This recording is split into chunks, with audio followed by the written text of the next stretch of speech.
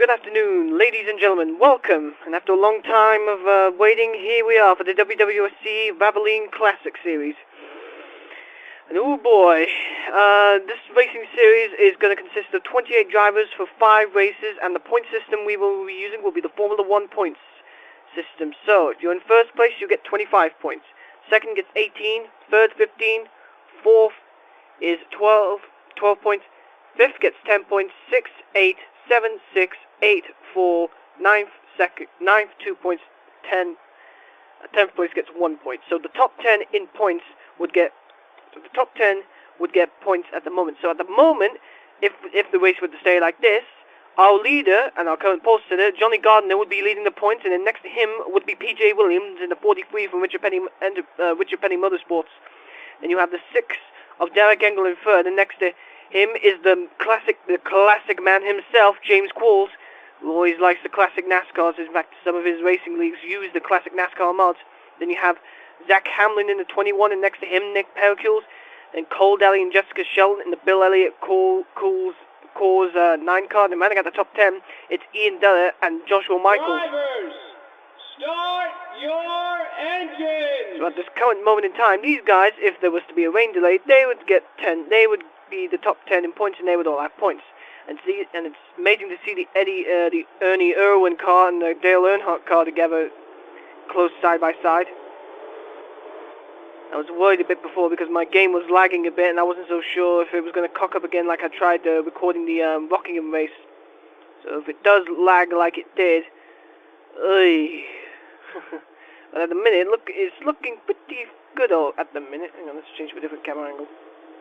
Okay, it looks far at a distance. That's better. That's better looking. And while I'm texting my friend, and while I'm texting this girl who I'm going to be seeing at Expo, as we're getting ready to go, pace car will dive in.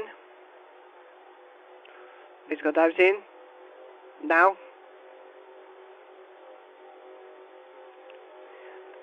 There will be only 5 races this season. The next race I will tell you after this race, as we are green flag here at Daytona. We'll go at Daytona as the 51. I've got the sheet with me. The 51 of Johnny Gardner now to the lead. Look at all these classic cars. All the classic schemes from the late 80s to the early 90s cars.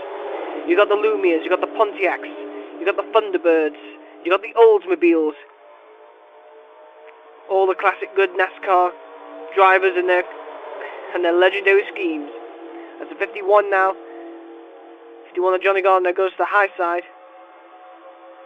And here comes the 6 now, the 6 of Derek Engel now to the inside, and he's going to bring along the 21 of Zach Hamlin, who is driving the Dale Jarrett car, the City Go Dale Jarrett car. He's coming along with him for the ride, taking the inside line. However, Derek Engel in that 6, that Mark Martin car, will lead the first lap. He has officially led the first lap. Derek Engel leads our first lap. He's got to be careful now. We're doing 20 laps here at Daytona. So whenever we go to the super speedways, which we will again this season, we will do double the race distance. So races will usually be 5%, but for super speedways, we'll let you do 10% of the race distance. At the minute, we go to the helicopter cam, which I accidentally did. And the frame rate looks actually a lot better now, as you got the 2 car in there. The 2 of Nick Pericles, I believe. Is that Pericles? Yes, that's Pericles, and he's going 3 wide with, I believe, what was that? That was the 33 of Tom Gerard, and then there was another car I saw. It was the 98 of Steve Pollard. Then the 98 Win-Dixie car. As you can see up to the front there, was 6 file, but as we now go back up to the front now, the 21 of Zach Hamlin, the Dale Jarrett car now to the lead, and he's bringing the 25 of Cole Daly along with him, and behind him is the 94 of Stephen Pollard III. Stephen now coming into the frame.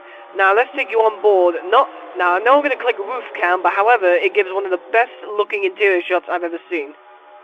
Riding on board now with the 94 of Stephen Pollard. I actually like this camera angle. This is a better interior camera than you would get like the other car mods, unless there's the DW12 IndyCar mod, which I'm going to be looking into maybe getting for series. But in the meantime, this at the minute. So currently now, if you're liking this interior shot, you can. If you want to see more of these interior shots, all you have to do is ask. Not to mention, you can get the 1990 NASCAR mod yourself by going to what was the mod site again? RacingGraphics.com or something like that. They've got all the mods in that for whatever you need. And if you want to get NR, ask Eric Burton. So we've gone. So we just went one lap with Pollard. And now to TV camera 2. Actually isn't too bad, actually. As now, oh, is Pollard going to make it free wide? Pollard going to make it free wide? No, he's not, but he is going to help Daly take the lead away from Zach Hamlin. And now we've got the 47 of Dylan Peru coming into the frame. Peru is making a name for himself in the Exxon Mobil 1 Cup Series, being a points leader and all. And now they're going to go free wide now. Peru, Hamlin, and the 94 of.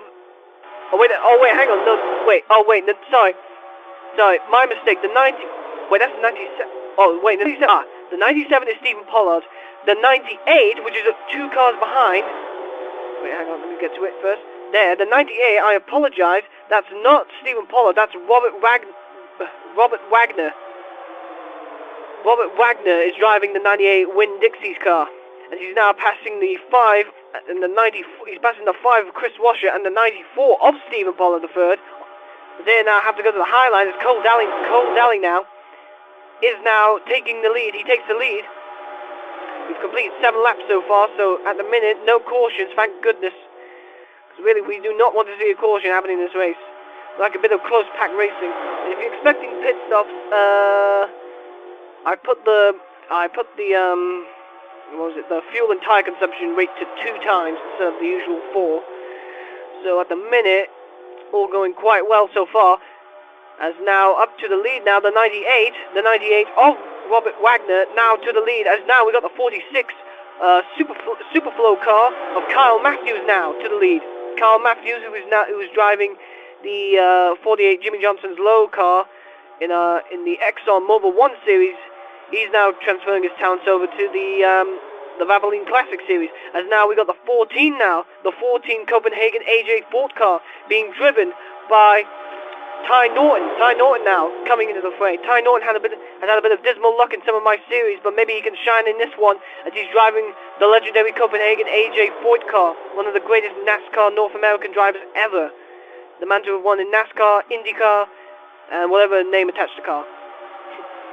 And I'm looking to give good luck to AJ and his driver Takuma Sato in the Indy 500 this weekend. Let's hope there's some good happenings for that team. Maybe, who knows, Takuma might actually, he was screwed out of it last year due to a mistake. I think it was his tires and that. But now, let's hope that Takuma has better luck and becomes the first Japanese driver to win the Indy 500. Well, given it's the 500, it can be pretty unpredictable. I mean, let's face it, Danica Patrick got 3rd place in 2007. As we're now looking at the 2 of Nick Pericles now, the 2 now, that native tan car, he's coming into the frame, top 5, as now, the 14 now, Ty Norton now, coming to the lead. He's bringing Nick Pericles with him, and the 1 car of Nick Smith, the Skull car now, coming into the frame. And that 1 font actually looks pretty familiar to the Ganassi number, the old Ganassi number for Jimmy McMurray, who then got that, because the one in this car is like an italic font, and then when when Jamie Mack, like this for this season, he then had to get rid of the old italic and had to go had to have it as normal. As we're now looking at now we've got the 7 now of Nick Mucciola now coming in the Alan Kulwicki car, the Alan Kulwicki Xerox car. Kulwicki, one of the most popular NASCAR drivers to have ever lived, and the man who invented the Polish victory lap, because he was Polish. Insert Polish joke here. Oh, in comment section, whatever. I'm sure your imagination is all flurry when you figure that. Anyway, now the Alan Colwicky 7 now to the lead. However, 3 abreast now, the 2, the 7, and the 10. The 10 of Gabe Coleman now. Gabe Coleman looking to take the lead away, and he's going to take the lead away from the Alan Colwicky 7 of Nick Mucciola. But now you got the 51. The 51 now. The 51, our pole sitter. 3 wide now for 3rd place now. My goodness, the 51 car. The 51 of Johnny Gardner. He wants to get his lead back. But now he's got more contenders now. He's got to first get past that 10 car of Gabe Coleman, as Gabe Coleman now will lead as we're halfway done with this race. 51 now to the lead. 51, well, trying to go for the lead. He needs a bit of help, but not only the draft, but also that 11 car of James Settler. Cula. I need that guy to message me how to pronounce his name again, because I seriously can't pronounce it. Cooler or Cellular? I don't know. Anyways, the 11 now. He's now going to the inside. James now to the inside. And look now. Another James. James Qualls now in the 26 Quaker State car. He's coming up into the frame. And look at this now. The 17 of Charlie Rodriguez, our Truck Series winner, driving the Darrell Waltrip 17 Tide car. That Lumia 17. He's coming up into the frame now. Hendrick Motorsports now into the picture. As we're still looking now. There's the 26, the 2 James, Cellular and Qualls. Coming up now in the 10 of Gabe Coleman. Gabe, in that Purgatory 10, he's going to see if he can hold them off. And let's face it, if there's one guy who doesn't like the number 10, it's James Qualls.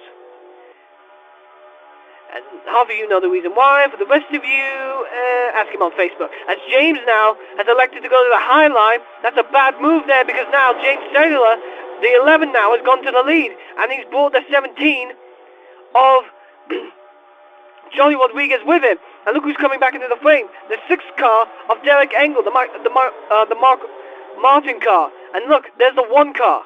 The 1 car now as well. There's the 1 car of Nick Smith now. He's coming back into this.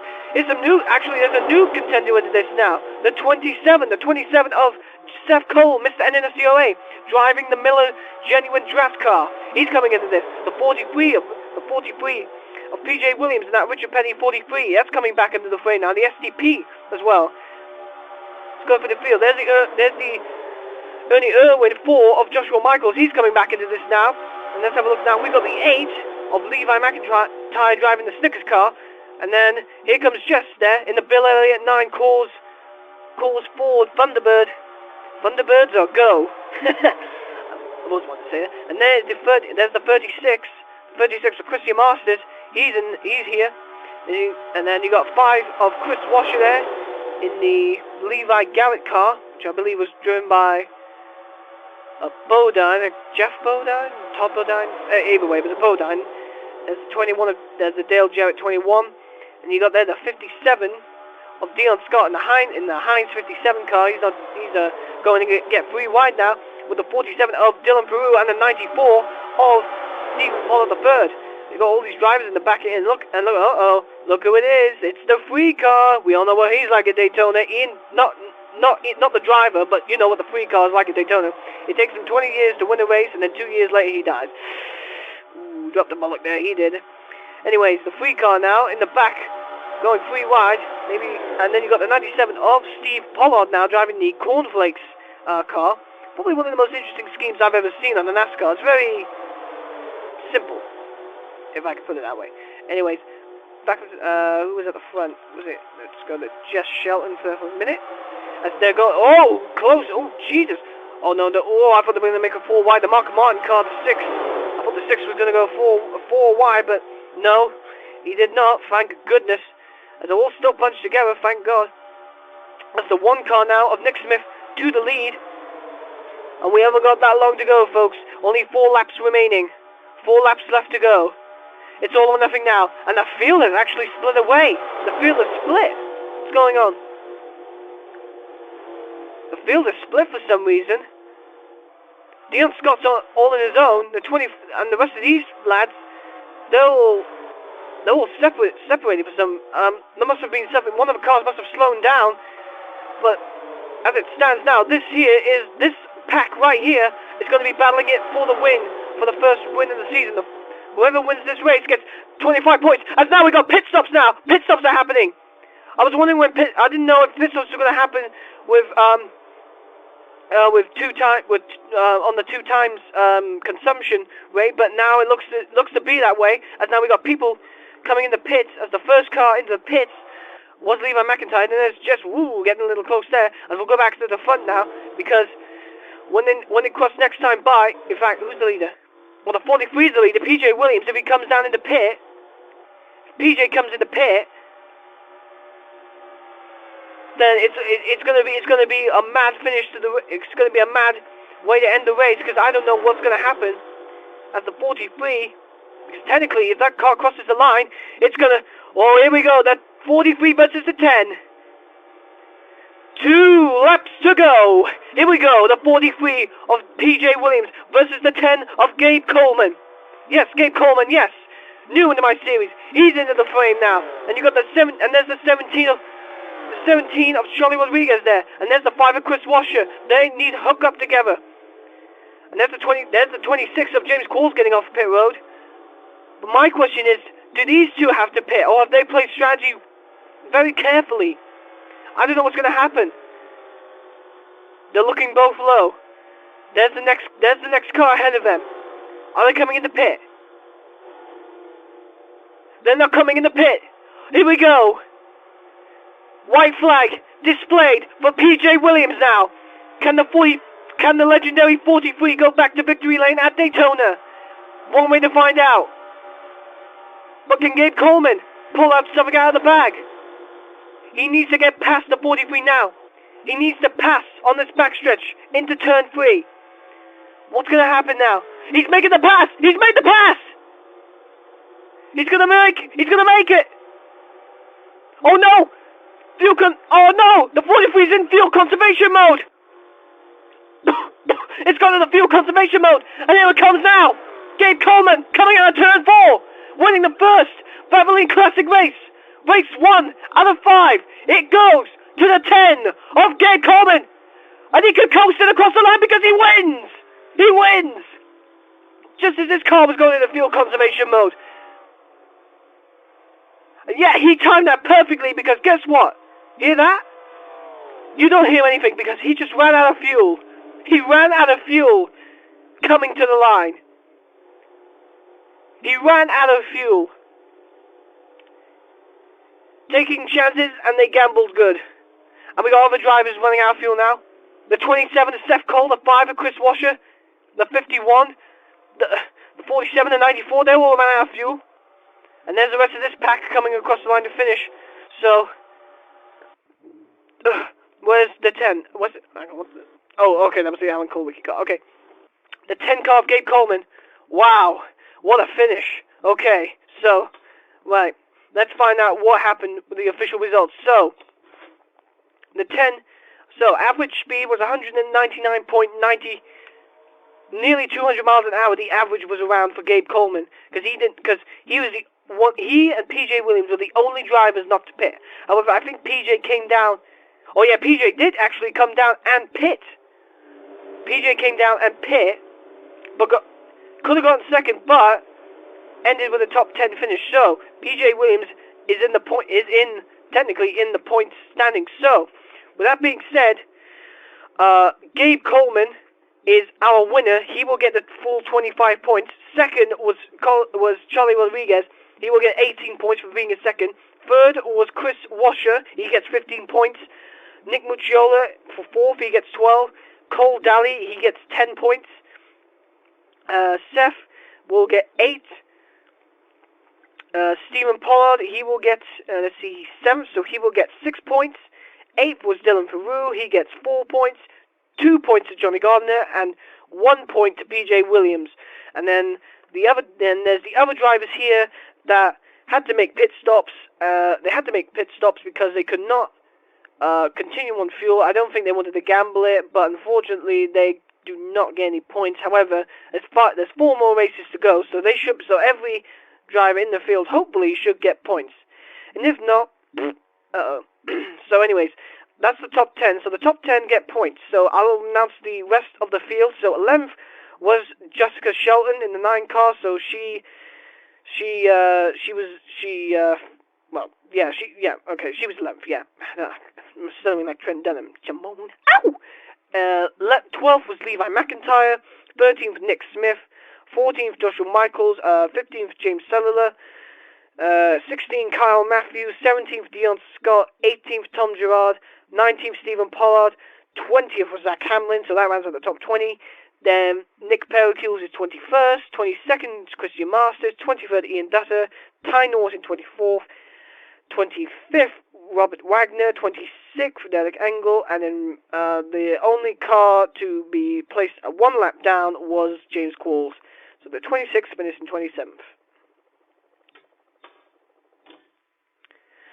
So our congratulations go to Gabe Coleman here at Daytona. Congratulations, man, on winning your first race in the WWSCOC and the WWSCOC Valvoline Classic Series. So, with that being said, let's go to our next race. The next time we meet, we will be going to, where is it? Where is it, precious? Where is it? Hang on, wait. Come on. We will be going to, oh wait, hang on, there's a bit of a problem with that one. Hang on, we will be going to Atlanta Motor Speedway for round 2 of 5 in the Valvoline Classic Series. So, so I've announced the point standings, however, the next part you will see will be on the screen, so it's a reminder for me and a reminder for you of what's happening in the standings. So, with that being said, thank you ladies and gentlemen, thank you for watching, and we will see you at